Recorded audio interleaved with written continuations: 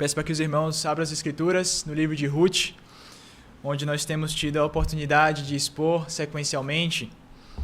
Desta feita, irei ler o versículo 14 até o 18, finalizando assim o capítulo 3, caminhando para o final deste livro tão precioso.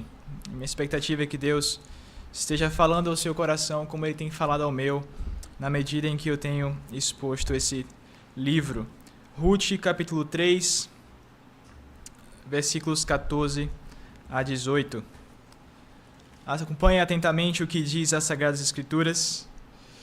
Ficou-se, pois, deitada aos seus pés até pela manhã, e levantou-se antes que pudessem conhecer um ao outro, porque ele disse: não se saiba que veio mulher à eira. Disse mais: dá-me o manto que tens sobre ti, e segura-o.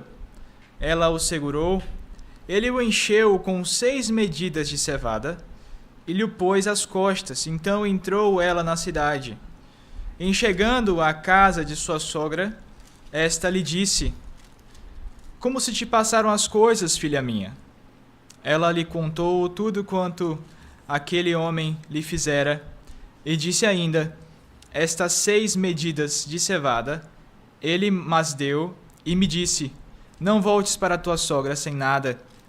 Então lhe disse Noemi: espera, minha filha, até que saibas em que darão as coisas, porque aquele homem não descansará enquanto não se resolver este caso ainda hoje. Vamos orar, irmãos, pedindo ao Senhor iluminação para esse momento. Senhor, nosso Pai, como tua igreja, diante da tua palavra aberta, nós carecemos grandemente que o Senhor fale aos nossos corações. Que o teu Santo Espírito mova em nós as afeições santas do Senhor, nos iluminando a mente, preparando os nossos corações, para que naquilo que ouvirmos sendo do Senhor, haja edificação e crescimento, haja acréscimo em nossa fé, encorajamento na nossa caminhada, arrependimento de pecados e salvação no meio do teu povo. Assim oramos, crendo que Cristo Jesus está conosco aqui, e oramos assim em seu nome. Amém. Irmãos, uma das coisas curiosas na trilogia daquele clássico livro, O Senhor dos Anéis, escrito por Tolkien, é que uma missão extremamente perigosa, uma missão que tem o poder de impactar o rumo de todo um continente, foi dada a um grupo de homens inexperientes, pessoas que não tinham a capacidade e certamente não seriam as melhores escolhas para executarem essa missão. E nessa história, que é considerada um dos maiores clássicos da literatura inglesa, Frodo e seus amigos precisam ir a um território inimigo, do maior dos seus inimigos, e lá destruir um objeto que estava sendo procurado por esse inimigo para conquistar então toda a terra. É como se um rei poderoso de um reinado, ele tivesse perdido a sua coroa, ele estivesse investindo todas as suas forças e exércitos para poder reconquistar essa coroa, e a coroa estivesse nas mãos de homens inexperientes. Então a missão é que esses homens iriam entrar no reinado deste rei, e lá iriam destruir a coroa. Vocês podem pensar como essa missão poderia dar certo. Quem iria topar uma missão desse jeito, sendo tão inexperiente, uma responsabilidade tão grande? Mas um dos motivos que levou a esse grupo de homens na história a tomar essa decisão é justamente a promessa dada por um homem grande na história, o Gandalf, de que ele estaria com esse grupo de homens durante toda a trajetória, de que ele iria proteger a estes homens, de que ele iria dar uma espécie de auxílio para que a missão viesse a ser bem-sucedida. Acontece que enquanto eles vão caminhando nesse processo, nessa trajetória, enfrentando muitos inimigos e obstáculos, uma coisa nos surpreende. Aonde está Gandalf? Onde está este homem poderoso que iria nos ajudar na batalha? Então eles começam a perguntar uns aos outros onde é que está Gandalf, e eles passam por esse período de aflição em saber onde é que está o nosso resgate, onde é que está o nosso poderoso Senhor. E essa aflição de Frodo e seus amigos de esperar a chegada de uma resolução de um problema é uma experiência que nós também temos em nosso dia a dia, de certa forma.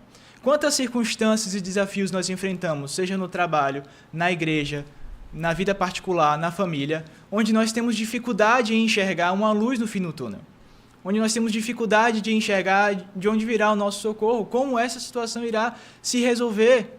Aonde está o Senhor? De que momento o resgate virá?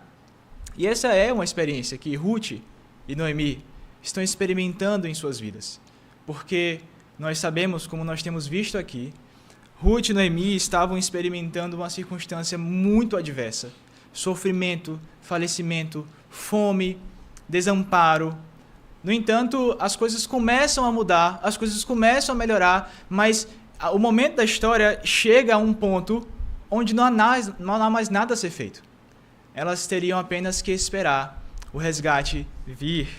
Irmãos, o texto final do capítulo 3 do livro de Ruth narra justamente o relatório que Ruth dá à sua nora, à sua sogra, melhor dizendo, Noemi, após a idealização de um plano ousado, onde Ruth iria fazer inúmeras estratégias para poder ter um acesso a Boaz e então expressar a sua solicitação de ajuda para que ele viesse a resgatá-la segundo a lei do levirato, que é uma lei que o próprio Deus instituiu para prover um escape, uma solução para os problemas das viúvas. Ela fez tudo o que estava ao seu alcance. E Deus a abençoou, como nós vimos na última pregação, mas agora havia uma pendência a ser resolvida. O problema é que antes de Boaz havia um outro resgatador. Havia uma pessoa de prioridade nesse processo. E Boaz diz isso de maneira honesta a Ruth. Ele diz: filha minha, tenha paciência, essa situação será resolvida, mas ainda resta um resgatador. Eu preciso ver isso com ele. Afinal, nós temos visto que Boaz e Ruth eram pessoas piedosas que amavam ao Senhor e não estavam dispostos a abrirem mão dos princípios do Senhor para uma situação como essa.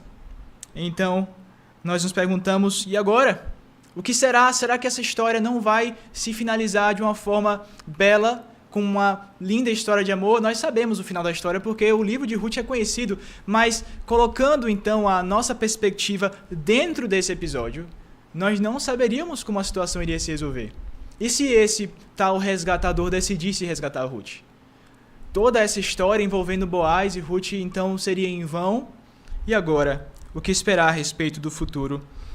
No entanto, nosso texto, nós podemos ver que Boaz nos dá evidências suficientes de que o resgate tão esperado, que foi motivo de tanta oração e expectativa da parte dessas duas mulheres, Ruth e Noemi, esse resgate virá.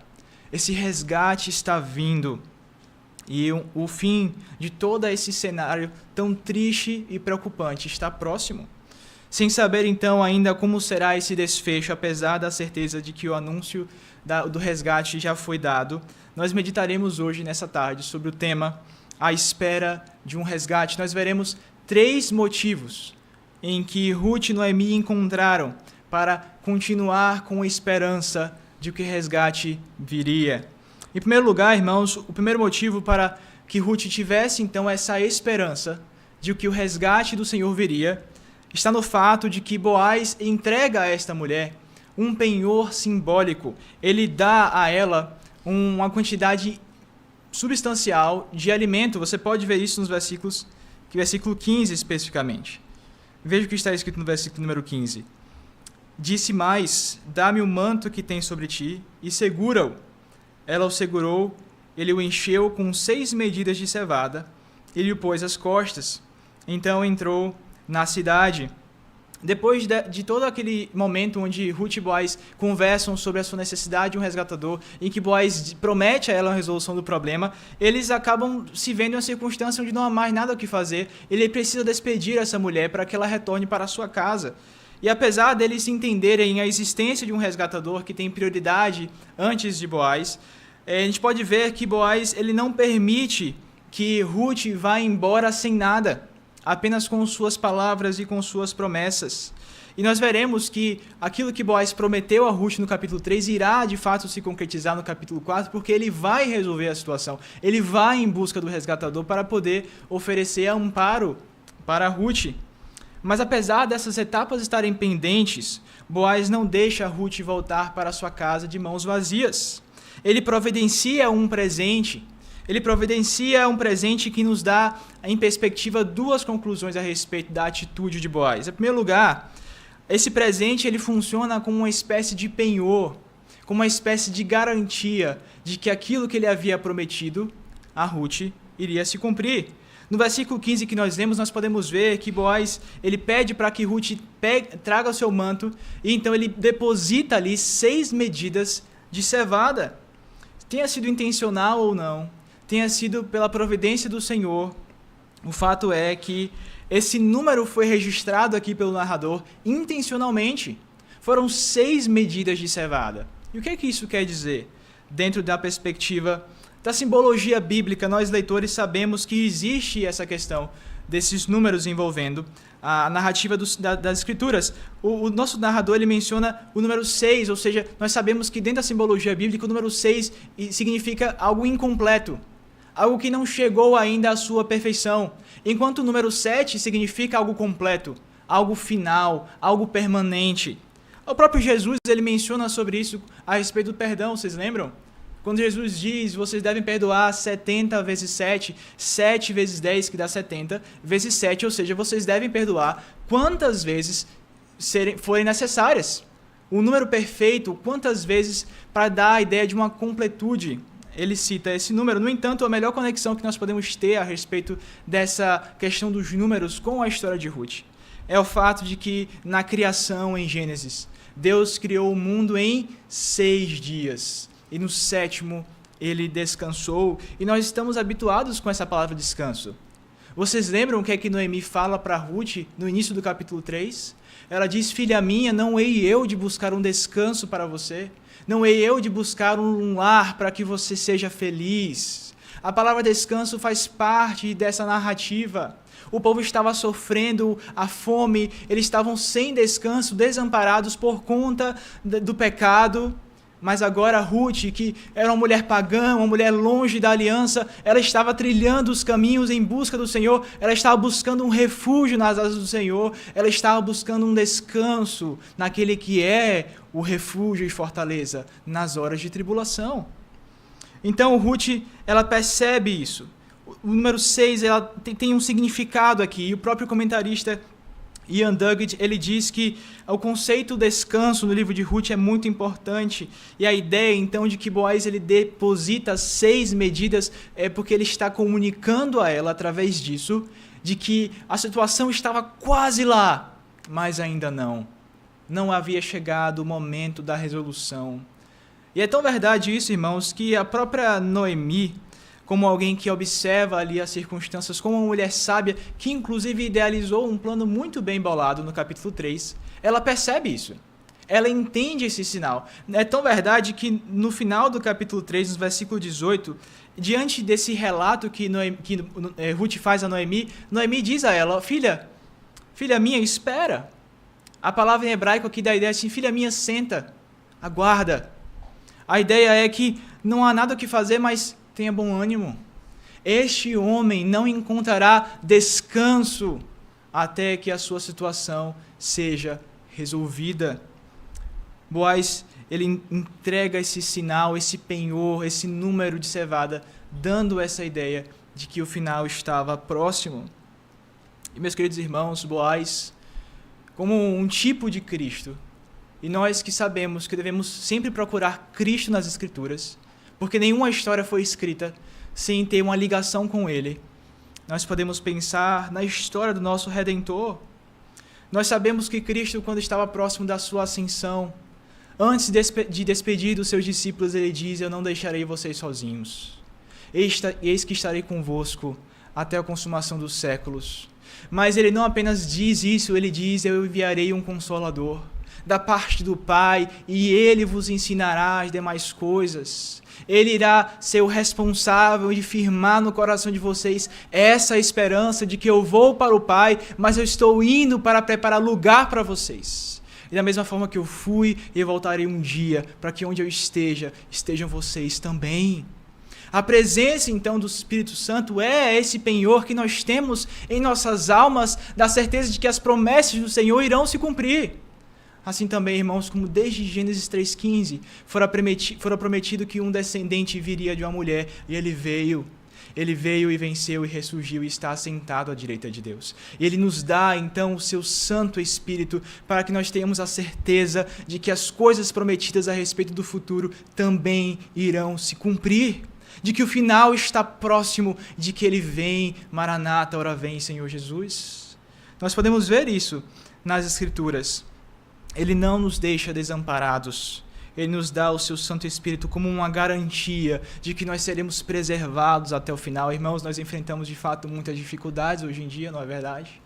Nós encontramos um esfriamento na igreja, nós encontramos obstáculos fora dela, dentro dos nossos corações. E Cristo mesmo havia dito que os últimos dias seriam marcados por isso. O amor de muitos iria se esfriar, mas, irmãos, em nós habita o selo da promessa. Em nós habita o Senhor dos céus. Cristo Jesus está habitando em meio ao seu povo. Nós somos parte do seu corpo, nós somos o seu corpo. Ele é o nosso cabeça e nós somos habitados. Nós somos templo do Espírito Santo de Deus. Por isso, tenhamos bom ânimo. Tenhamos a certeza de que nós venceremos porque Ele venceu. E nós temos a certeza também de que não é na nossa força. Nós venceremos, nós iremos apresentar o fruto do Espírito porque nós somos habitados pelo Espírito Santo. Muitas vezes, o momento da espera é o momento mais desafiador. É o momento onde nós temos que exercer a nossa fé, irmãos, mas é justamente no momento em que nós somos levados ao deserto, é que nós revelamos aquilo que está em nosso coração. Se nós de fato amamos ao Senhor, se nós de fato aguardamos a sua vinda, ou se nosso coração está nesse mundo, ou se nosso coração vive na expectativa das coisas dessa vida, ou se nosso coração está depositado em coisas perecíveis, em coisas que pertencem a este mundo e que logo irá tudo se enfindar. O fato é, irmãos, que esses momentos de espera são momentos onde nós revelamos se a nossa confiança está no Senhor e em sua palavra santa, se nós cremos que Ele é fiel, ou se nós cremos em nossa própria palavra, em nossa própria força, em nosso próprio coração, assim como Elimeleque, no capítulo 1 de Ruth, que ao invés de esperar firmemente no Senhor, ao invés de permanecer em oração até que a graça do Senhor visitasse a Belém, ele decidiu fazer aquilo que era agradável aos seus próprios olhos. Ele decidiu sair da terra prometida, ele decidiu ir para longe da presença do Senhor. E, irmãos, onde nós encontraremos descanso, se não somente na presença do nosso Deus? Somente Ele pode dar descanso para nossas almas, como o próprio Cristo diz: vinde a mim, vós que estáis cansados e sobrecarregados, e eu vos aliviarei. O meu fardo é leve e o meu jugo é suave. Mas, irmãos, o jugo do pecado é pesado. As consequências são graves. As maldições são reais e as promessas do Senhor se cumprem. E Ruth e Noemi estavam sofrendo por conta das decisões de Elimeleque.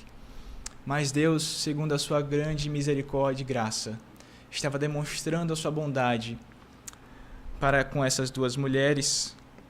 Queridos, a certeza do Espírito Santo em nós é uma convicção que nós devemos manter em nosso coração, aguardando então o retorno do nosso Messias. Mas, em segundo lugar, esse presente dado por Boaz, ele tem um outro significado também. Ele nos dá um contraste narrativo, ou seja, o que eu quero dizer com isso? Que muitas vezes a nossa ignorância bíblica em termos de desses números, dessas palavras, podem causar uma dificuldade na nossa interpretação. Quando nós vemos aqui 6 medidas de cevada, o que é que isso quer dizer? Trazendo para o nosso vocabulário comum, 6 medidas de cevada seria equivalente a 36 quilos de alimento. E essa é uma quantidade imensa. Ele deposita isso sobre as costas de Ruth e pede para que ela vá para casa. Talvez seja o máximo que ela poderia suportar em suas costas, o caminho de casa. Isso destaca, mais uma vez, irmãos, a forma generosa com que Boaz trata a Ruth. Ele não permite que ela volte para casa sozinha. Ele não permite que ela volte para casa com as mãos vazias. E quando nós lemos isto nas Escrituras, nos versículos finais do capítulo 3, nós podemos lembrar de algo muito semelhante. Vocês lembram, irmãos, quem foi que saiu da terra da aliança com as mãos fartas e quem foi para Moabe e retorna com as mãos vazias? Foi exatamente quem, irmãos? Senão Noemi, a sogra de Ruth. É justamente essa a descrição. Essas são as palavras que são citadas aqui. Quando ela retorna para Belém, envergonhada por conta das suas decisões, das decisões do seu esposo, ela diz: eu não quero mais ser reconhecida como Noemi, porque a mão do Senhor está contra mim, porque eu ditosa parti, farta eu parti da casa do Senhor, da terra do Senhor, mas eu voltei para a terra do meu povo com as mãos vazias. Enquanto Ruth, nós vimos algo bem diferente. Ruth, uma ex-habitante de Moabe, uma terra pagã, uma terra idólatra, uma terra muito longe da aliança, e essa mulher conheceu o Deus da aliança através da família com quem ela se casou, e ela então começa a buscar a face do Senhor, e ela começa a entender que Deus é misericordioso e gracioso, e ela vem para Belém, mesmo que isso não pudesse oferecer nenhum tipo de benefício para ela, ela retorna com a sua sogra, e Boaz diz: todos sabem em Belém que você veio em busca do Senhor. Você veio buscar abrigo nas asas do Senhor. E o resultado disso, irmãos? Mãos cheias, mãos fartas, enquanto Noemi estava com as mãos vazias. O que isso nos ensina, irmãos? Esse contraste deixado pelo narrador não foi algo de mera coincidência. O que nós podemos entender, irmãos, é que o pecado, a busca por uma satisfação, por uma solução, por uma esperança, por um refúgio, por um descanso longe do Senhor, nos levará a isto: mãos vazias. Mãos vazias. A palavra de Deus diz que o salário do pecado, irmãos, é a morte, mas o dom gratuito de Deus é a vida eterna. Irmãos, não estou falando sobre dinheiro ou fartura de alimento. Eu estou falando sobre vida espiritual. Quando Noemi e Elimeleque andam segundo o seu coração enganoso, quando Elimeleque e Noemi andam segundo as suas perspectivas falsas, esquecendo-se do Senhor dos Exércitos, esquecendo da aliança de Deus, é isso que eles escolhem: mãos vazias. Mas quando Ruth, ela investe a sua vida aos pés do Senhor da aliança, ela tem as mãos cheias. Ela volta para casa feliz e sustentada e amparada por um Deus que jamais abandona os seus filhos. Um Deus que jamais lança fora aqueles que vêm com o coração quebrantado e contrito. Aquele que nos vê em nosso sofrimento, em nossa dificuldade e nos ampara com a sua graça e com a sua misericórdia. Mas, irmãos, é bem verdade que no dia do sofrimento, no dia, muitas vezes, da tentação, nós somos levados a pensar como Noemi e Elimeleque, crendo, então, que nós podemos encontrar solução para os nossos problemas, felicidade longe do Senhor. Nós podemos tomar atitudes assim, mas, irmãos, isso não passa de um delírio das trevas. Não foi essa a proposta que Eva recebeu da parte da serpente? De que ela poderia comer, de que certamente você não iria morrer. Não é verdade isso. Pode tomar do fruto, não tem problema. E se você tomar, veja, você vai ser como Deus, conhecedora do bem e do mal, vai, aproveita. E ela então tomou daquele fruto, e não somente tomou, mas como deu ao seu esposo. O que acontece, irmãos? Foram apartados da presença do Senhor. Longe do Senhor, anjos foram colocados na porta do jardim. É o pecado que faz separação entre nós e Deus, diz as Escrituras no livro de Isaías.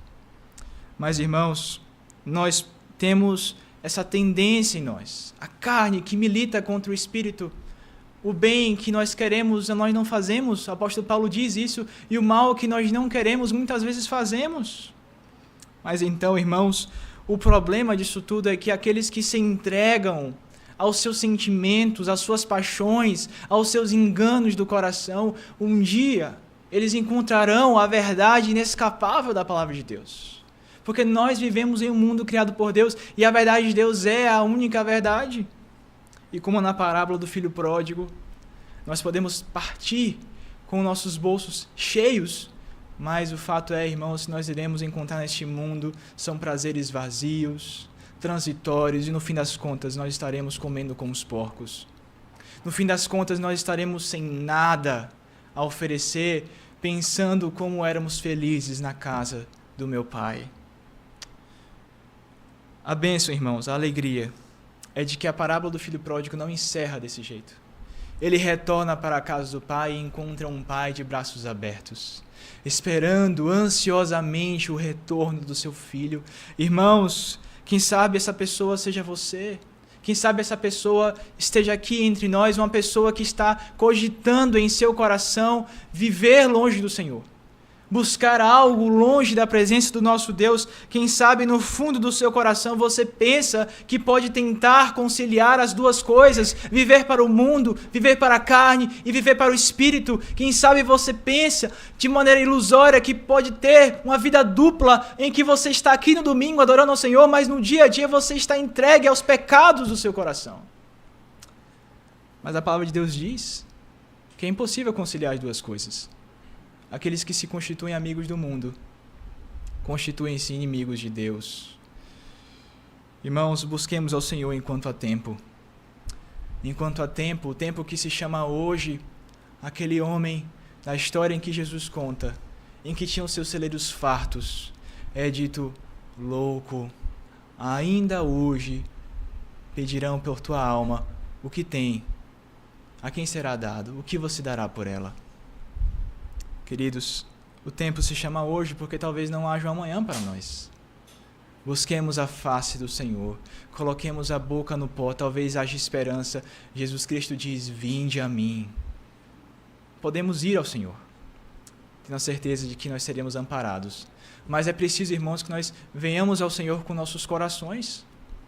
Porque Cristo, quando estava conversando com aquele jovem rico, ele viu que havia um desejo sincero em seu coração, no entanto, não era um desejo inteiro. Era um desejo pela metade. Ele obedecia os mandamentos, mas faltava um. Ele amava as riquezas. Ele amava o dinheiro. E então, quando Jesus disse, vai, vende os teus bens e segue-me, o seu coração ficou muito pesado. Ele não estava disposto a fazer aquilo que o Evangelho requer, e o Evangelho requer isso, queridos. O discipulado, esse é o preço. Jesus diz, ele não esconde que aquele que quer, então, se constituir um discípulo de Cristo deve negar a si mesmo e carregar a cruz. Essa é a verdade, em que nós podemos ler nas Escrituras que aqueles que querem encontrar vida em Cristo, aqueles que querem estar com Ele nos céus, que querem provar da vida eterna, devem morrer em primeiro lugar para si mesmo. É preciso entender, irmãos, que nós receberemos a coroa de vida eterna se nós estivermos crucificados com Cristo na cruz. Se nós crucificarmos a nossa própria carne, a ponto de nós podermos dizer, com o apóstolo Paulo, que este viver é Cristo e o morrer é lucro. Que este viver que tenho na carne, vivo pela fé no Filho de Deus, que a mim amou e a si mesmo se entregou por mim. Irmãos, ser cristão envolve muito mais do que vir à igreja, e isso me preocupa, irmãos. Essas buscas, essa falsa evidência, de fato, vir para a casa do Senhor é maravilhoso, é necessário. É disso que nós precisamos, ouvir a voz do Senhor, estarmos em comunidade, mas, irmãos, se nós não apresentarmos em nosso íntimo um relacionamento verdadeiro com Cristo, de nada isso valerá, são meras aparências. Não vale o louvor, não vale a oração se nosso coração não estiver inteiro para o Senhor. Se não tivermos um relacionamento verdadeiro com Cristo. Um coração quebrantado e contrito. Busquemos ao Senhor, irmãos. Noemi retornou de mãos vazias, mas Ruth entregou a sua vida ao Deus dos exércitos, ao Senhor da aliança, e o que ela encontrou? Refúgio, amparo, mãos fartas, alegria. O Senhor era com ela. Que privilégio, que bênção. O Senhor jamais desampara os seus. O Senhor jamais lança fora aqueles que o buscam. Mas em segundo lugar, irmãos, o segundo motivo para Ruth esperar com confiança no resgate é o fato de que ela mesma possuía um testemunho impactante. Ela pode, então, recobrar a sua consciência, ela pode lembrar de onde ela saiu Onde é que ela está agora, diante de um cenário tão adverso? E então Noemi pode conversar com Ruth sobre essa história e trazer esperança ao coração, diante das claras evidências do mover do Senhor. Nós podemos ver isso, nós podemos ver que nós temos acompanhado até aqui a jornada de Ruth, irmãos. Ela saiu de uma terra pagã, ela era idólatra, ela não pertencia à família da aliança, e após as demonstrações de piedade, após as demonstrações de amor e abnegação, nós podemos ver uma transformação que estava ocorrendo no coração desta mulher. Uma transformação que estava tornando esta mulher uma pessoa importante na história de Noemi, mas não somente na história de Noemi, mas na história de Israel. Porque o livro acaba dizendo que Ruth, ela tem um filho, e esse filho tem outro filho, e um desses filhos é chamado Davi, o rei de Israel. Mas não apenas Davi, irmãos, mas o próprio Senhor Jesus Cristo vem da descendência de uma ex-moabita. Que história impactante, irmãos. Que história da graça de Deus.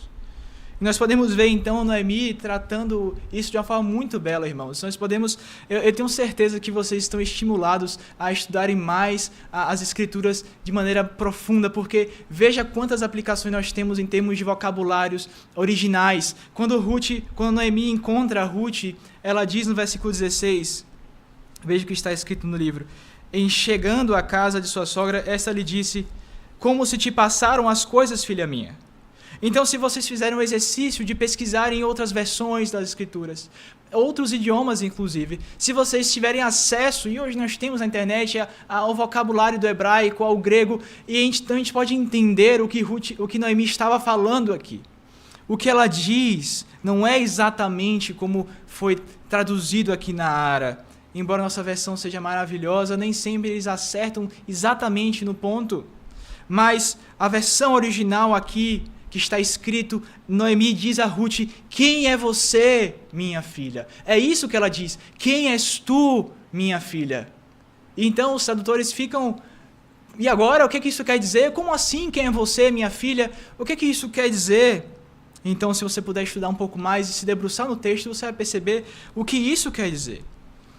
Noemi não está perguntando a Ruth: quem é que está na porta? Quem é que bate? Porque ela diz: minha filha. Logo, ela sabia quem era Ruth. Ela sabia que era Ruth que estava ali batendo na porta. Mas o que de fato ela quis dizer com isso? Quem és tu, filha minha? Essa pergunta, irmãos, dentro da narrativa deste livro, possui um significado muito intrigante. É muito curioso. Porque essa não foi a primeira vez que foi perguntado isso. Essa não foi a primeira vez que no capítulo 3 foi feita a pergunta semelhante a essa. Vocês lembram, irmãos, o que é que Boaz diz quando Ruth chega ali à meia-noite e deita-se aos pés dela? Ele diz: quem és tu, minha filha? Então, irmãos, nós podemos pensar o que é que o narrador quer dizer com isso. Qual é o significado disso? E, irmãos, quando nós lemos essa história, nós nos perguntamos de forma semelhante: quem é esta mulher? Qual é o plano de Deus para Ruth? Qual é o papel que essa mulher vai ter na história da redenção? Porque, irmãos, nós lemos no capítulo 1 a mulher de Moabe. Veja, Moabe surgiu do relacionamento incestuoso entre as filhas de Ló e o próprio Ló. Moabe era conhecido por uma terra de prostitutas cultuais, mulheres que não eram referência para ninguém. E então uma mulher que saiu desse lugar faz uma declaração extraordinária como aquela no capítulo 1, de que o teu Deus é o meu Deus, onde você morrer eu irei morrer, para onde você for eu irei. E não somente isso, quando Noemi diz para ela: não me siga, eu não tenho nada para oferecer para você, ela fala: mesmo assim eu te seguirei, não venha me impedir de fazer isso. E nós pensamos então: quem é essa mulher? Onde ela aprendeu isso? Quem é Ruth? Então, quando nós chegamos no capítulo de número 2, e nós vemos Noemi chegando triste, cabisbaixa, e de fato não tinha nenhum motivo aparente para encontrar felicidade. Ruth diz: eu irei trabalhar, minha sogra, deixe-me ir ao campo. E então ela vai ao campo, e o texto bíblico diz que por casualidade ela encontra o campo de Boaz, o resgatador prometido. E nós perguntamos: o que é que Deus quer fazer com esta mulher? Quem é Ruth? Então, quando Boaz encontra Ruth, ele diz: quem é você? Ela diz: sou Ruth, nora de Noemi. E Boaz diz: eu sei quem você é. todo Israel sabe o que você fez por sua sogra, que você veio buscar amparo nas mãos do Senhor dos Exércitos. Nós nos perguntamos, quem é essa mulher que é elogiada assim? Quem é Ruth? E então no capítulo 3, mais uma vez, ao sentar-se aos pés de Boaz, Boaz diz, quem é você? E ela diz, sou Ruth, a tua serva. E ele diz mais uma vez, tenha paz, minha filha, eu resolverei a sua situação. E agora, mais uma vez, nós vemos Noemi perguntando, quem é você, minha filha? E quando Noemi pergunta isso, ela quer dizer, quem de fato é você, Ruth? Você é uma mera moabita? Você é uma mulher comum? Ou será você o elo que irá salvar a minha família da miséria? Ou será você o instrumento escolhido por Deus para salvar a minha vida, para poder tirar-me dessa circunstância de desesperança? Será você aquela que é favorecida pelo Senhor dos Exércitos? Quem é você, Ruth? Essa é a pergunta que Noemi está cogitando em seu coração. Certamente um filme passou em sua mente, em que Noemi estava entendendo a obra de Deus em sua vida. O que Deus estava fazendo através de uma pessoa desconhecida e longe da aliança como Ruth. Irmãos, nós podemos ver então a sublimidade do poder de Deus, fazendo de pessoas como Ruth, pessoas como eu e como você, vasos de bênção, instrumentos nas mãos de um Redentor, para fazer grandes coisas nesse mundo, para sermos chamados de embaixadores de Cristo, para sermos chamados de raça eleita, sacerdócio real, nação santa, povo escolhido de propriedade exclusiva de Deus, a fim de proclamarmos as verdades, as virtudes daquele que nos chamou das trevas para a sua maravilhosa luz. Quem somos nós? Quem sou eu para estar aqui pregando o Evangelho, irmãos? Quem é você para estar aqui entre os eleitos de Deus? O que você fez para merecer? O que eu fiz para merecer? Quem é Ruth? Esse texto nos expõe, irmãos, a verdade do amor de Deus, que nos amou quando nós éramos ainda pecadores. Louvado seja o nosso Deus por isso, irmãos. As conexões, as transformações pessoais, acima de tudo o testemunho de Ruth, apontavam para um fato inquestionável. Deus escolheu a Ruth. Deus era com Ruth. E se você está aqui, se você crê em Cristo, se você faz parte dessa aliança, tenha júbilo em seu coração, tenha alegria em seu coração. Você foi encontrado, você foi escolhido, você é amado. Você é amado até o fim, você é amado por um amor de morte, porque Cristo entregou a sua vida por amor de mim, de amor de você. De modo que nós podemos fazer coro com o apóstolo Paulo, quando diz, quem poderá me separar deste amor? Será espada? Será pecado? Será condenação? Nada poderá separar aqueles que estão ocultos em Cristo Jesus. Quanta riqueza, irmãos, que alegria nós podemos ter em saber que estamos seguros em suas preciosas mãos, de modo que Cristo diz que aqueles que estão em suas mãos, eles não se perderão, nenhum deles. Irmãos, o que nós podemos falar diante de tamanha graça? A certeza de que aqueles que foram escolhidos por Deus para fazerem parte da sua igreja são privilegiados, são amados, são encontrados. Mas uma coisa é verdade, queridos, que aqueles que fazem parte dessa aliança, eles também apresentam em suas vidas, como Ruth, um testemunho público e privado disso. A palavra de Deus nos mostra inúmeras vezes que aqueles que amam a Cristo, aqueles que estão em Cristo são novas criaturas. Essas pessoas não podem mais andar segundo o curso deste mundo. Não podem mais apresentar uma postura de pessoas que não conhecem o Evangelho. Não podem mais viverem de uma forma alheia à vida que Cristo nos deixa como um exemplo. Nós podemos ter a certeza, irmãos, que quando o sol da justiça é lançado sobre nosso coração, nós não podemos mais ser os mesmos. De modo, então, que nós podemos entender que aqueles que estão em Cristo, eles vivem para uma alegria diferente, a sua esperança não está neste mundo, eles não vivem mais para si mesmos. É verdade, irmãos, que nós podemos até cair na caminhada, é verdade que nós iremos batalhar contra o pecado até o dia final, mas o pecado nunca mais será o mesmo para nós. Nunca mais nós podemos ter esse prazer mundano, esse deleite, essa entrega que os ímpios têm a respeito do pecado. Nós somos diferentes, em nós habita o Espírito Santo. Nós não podemos dizer que amamos a Cristo enquanto vivemos na prática do pecado. É isso que o apóstolo João diz, aqueles que conheceram o Senhor e neles está a divina semente, eles não podem viver mais na prática do pecado. Não podem mais viver assim, porque se eles vivem na prática do pecado, é mentira, eles não conheceram a Cristo. Por isso, irmãos, podemos entender que uma vez que estamos em Cristo, o nosso coração e a nossa mente são renovados, são transformados, de uma maneira em que as nossas afeições são colocadas em lugares diferentes. Nós precisamos apresentar uma novidade de vida.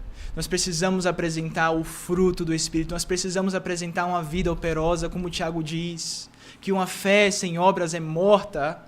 Então a pergunta que nós devemos fazer ao nosso coração é: será que a minha vida testemunha de um encontro pessoal com Cristo?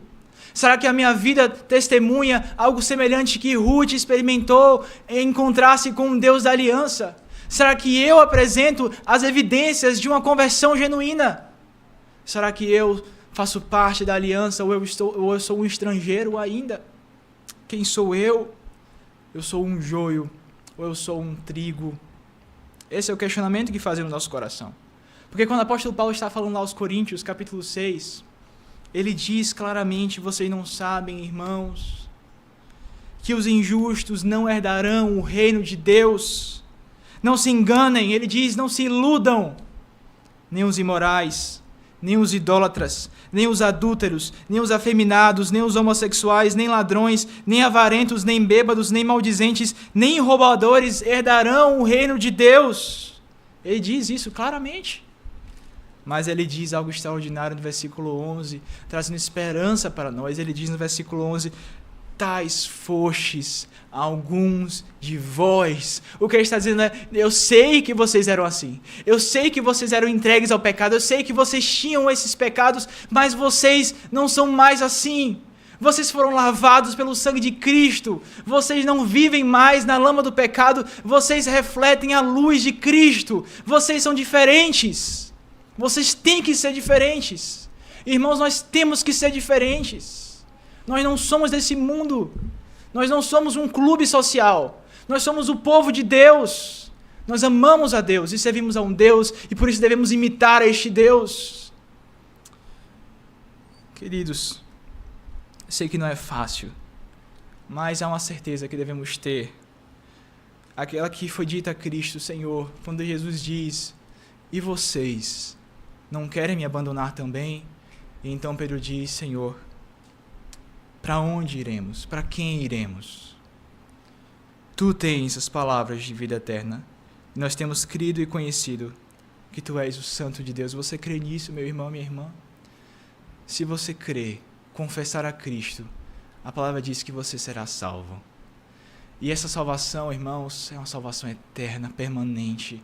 Algo que começa aqui e jamais terá fim. Ainda que fecharmos nossos olhos, nós estaremos com Ele, o que é infinitamente melhor.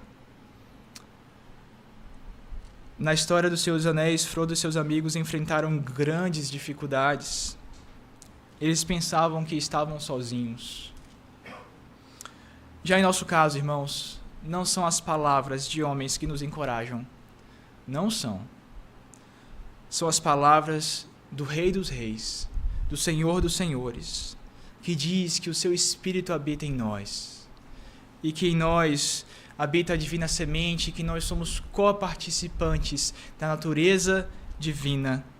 E ele diz que onde 2 ou 3 estão reunidos, quem estará com eles, irmãos? Ele diz: eu estarei com vocês. A certeza que nós temos, irmãos, é que nós não estamos sozinhos. Cristo está presente aqui. Ele está aqui. Ainda que invisível, nós cremos, Ele está aqui.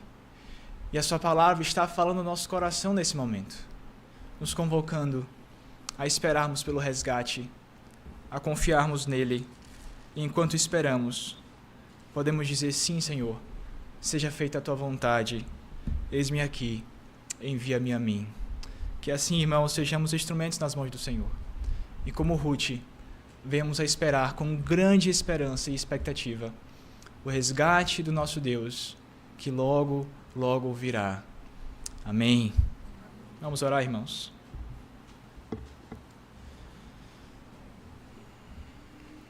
Senhor, nosso Deus amado, louvado seja o teu nome para sempre, Senhor, por tuas maravilhosas bênçãos, por tua graça eterna, por teu favor que nos encontra, apesar de nós.